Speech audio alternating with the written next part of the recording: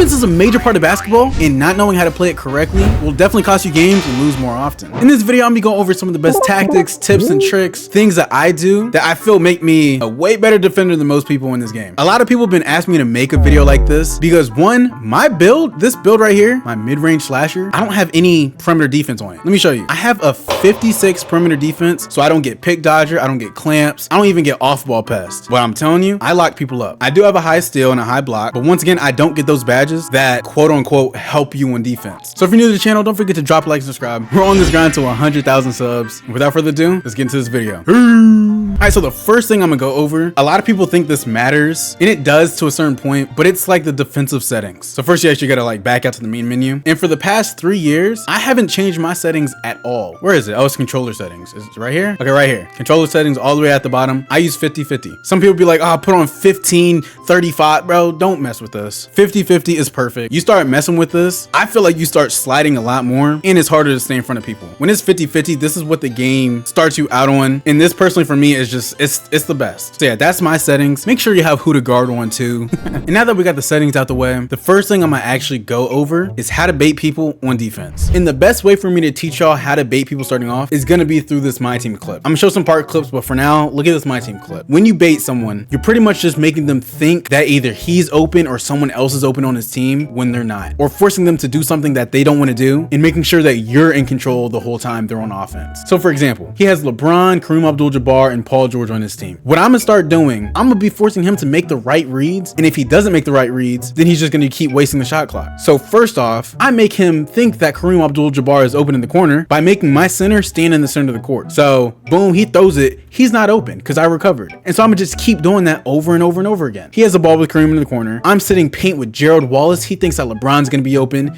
He actually did a backdoor cut. He still threw it. And so right here, I'm gonna start helping off with Michael Beasley. He's gonna think that Paul George is open. I help off heavy. He thinks Paul George is open. He's not because I recovered. And that's what baiting is. You just keep doing that over and over and over again. So once again, I'm helping heavy off Gerald Wallace. He thinks that LeBron is open. He kind of makes a right read right here, but he waited too long. Boom, we recovered already. I'm helping paint. He doesn't know who to pass it to. He's throwing the ball full court. He got 5 seconds now. I'm gonna be helping off Gerald Wallace. He's gonna throw it to LeBron and it goes out of bounds. And there's nothing I could do but flop about that. And so translating that into part gameplay, it's pretty much the exact same thing. It's not gonna be as intensive as that, but it's pretty much the same thing. So off rip, my center missed a shot. The big man on the other team got the rebound. And boom, he beat my center on the drive. You see where I'm at on the court? I'm in the middle third of the court and my man is all the way out there on the perimeter. And I'm gonna stay here once he drives because he thinks that I'm gonna jump at him, and I know that he's not gonna go up. I know he's not gonna go up. I'm playing the lane. I'm baiting him to make that pass. He makes the pass and I get the steal. Very easy. You pretty much just have to put your mind in the head of the offensive player in positions like this. He thinks that he's gonna be contested in the paint, and I mean, he would be,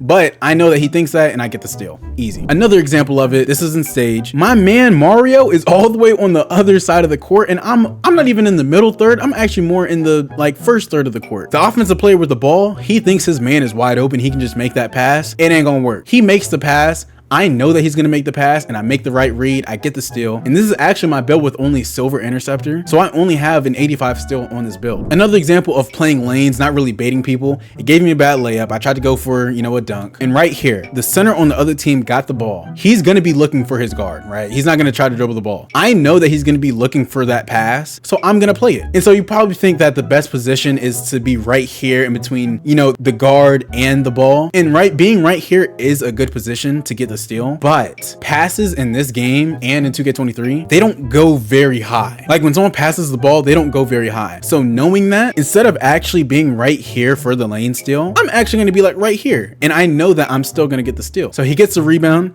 I move up and I get the steal, just like that. Wide open dunk too. Once again, just understanding how players play. The center on the other team got the ball and he's already looking for the guard. You already know that he's gonna be looking to throw the ball to the guard. And my center knows that, so he's gonna play the lane, trying to get the steal. He didn't get it. But what I know, the guard thinks that my big is out of the play, so he's just gonna be able to throw it right back. No, that ain't gonna work. I know that he thinks that, so I'm just gonna play the lane and boom, get the steal every single time. Here's the last example of that happening. I throw the ball to my center. I think he misses a shot. Boom, he misses a shot. And right now we're on a 2-on-1 situation. It's these two versus me, because my big is out the play. And so once again, the big's gonna be looking for the guard, right? And at this point, the guard, he's not gonna shoot the ball. I know he's not gonna shoot it because he thinks that I'm gonna run out there and contest him and the big's gonna be wide open. I know that he knows that. So what I'm gonna do, I'm gonna just play the pass back because I know he's gonna pass it back. I play the lane, easy steal. That is probably the #1 steal or lane steal you should always get. It's very easy reading that every single time. And so an example of my big actually playing great defense and baiting is against this post score and lock duo. In most locks, they just run to the corner. So my big is helping heavy. I mean, he's in the middle of the paint while he's wide open in the corner. So he's baiting the post score to make that bad pass. And look, he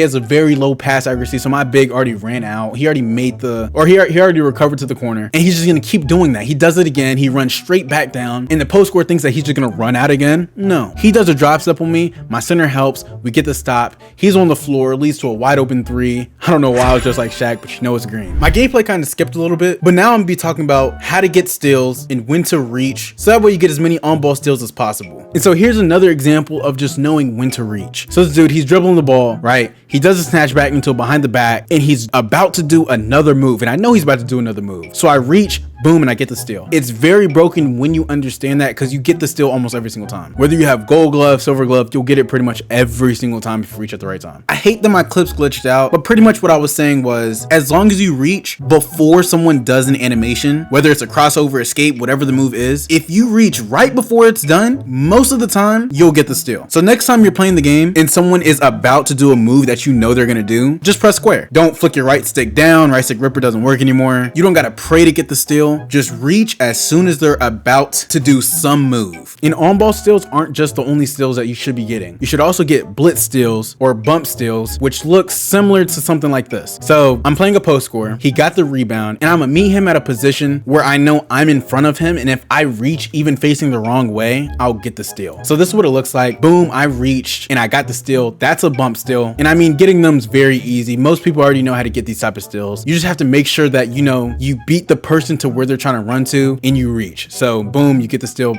almost every single time. And so the next thing I'm gonna go over is how to not hit screens. And this is something a lot of people don't understand. It's very, very easy. If someone's setting a screen, I hate that I'm showing blacktop gameplay, but if someone is gonna set you a screen, or if someone's setting a screen on you, Joel Embiid in this case is gonna set a screen on my player. If you just stand still and you don't move your stick, you won't hit the screen. You will not hit it. So he's literally setting the screen on me, but I'm not moving my stick, so I don't get dragged into the animation of hitting a screen. I don't hit it and nothing. He's bumping me, but I'm not actually hitting the screen. When you realize this, it makes guarding screen offense 10 times easier. If a big is setting a screen on you, simply don't move and you won't hit it. You see how close I am to him? Like I said, you simply just stand there as soon as someone hits you with the screen and you legit will not hit it. You watch all the good comp pro-am players, stage 5 players or stage 3 players. This is exactly what they do, and this is how I picked up on that. And mind you, my build doesn't have pick dodger whatsoever. So this isn't like pick dodger Hall of Fame or anything. Like, I don't have pick dodger. This is simply just knowing how the game works. And when you realize that, I'm telling you, it makes everything so much easier. And for this last little bit, I'm just talking over some gameplay of what's playing in part. But the last thing you have to understand are learning your opponent's tendencies. And so what that means, if you're playing someone who has LeBron step back on and they've already done it twice a game, expect them to keep doing that. And then you have to adjust yourself to play to that. So if they do the LeBron step back to the 3, maybe go out there and bait them to shoot the ball and then step back. Like learning little things like that, learning that your opponent likes to only drive to the left, or that he likes to do hop steps or spin moves, whatever they're doing consistently in a game, pick that up and use that to your advantage, because it makes everything a lot easier. The best of the best players understand people's tendencies, and it makes it almost impossible scoring against them. And so learning stuff like this, learning how to bait, learning how to get bump steals, learning how to play the lane steals, all this stuff, it all comes with just playing the game and just practicing. Another thing that comes with just playing the game is knowing when you can and can't hold R2 and L2 on defense. So like a lot of times I'm not even holding R2 just so I don't slide out the play. Or like even in the earlier clips, a lot of times I'm walking around on defense just to make sure I'm safe and I'm not gonna slide. Little things like that, understanding how fast your player is and how fast you can recover from reaching out the play, that just comes with playing with time, or like playing over time. And once you learn that stuff, you're gonna be a threat on defense, and it's gonna be so much harder for people to score against you, regardless of your defense stats. But yeah, get good on defense, learn these little tips and tricks that I taught y'all, and you will be a great defender. All right, y'all, that does it for the video, man. If you're new to the channel, don't forget to drop a like and subscribe. For now, it's me, your boy GP3, man. I'm out, y'all. Peace.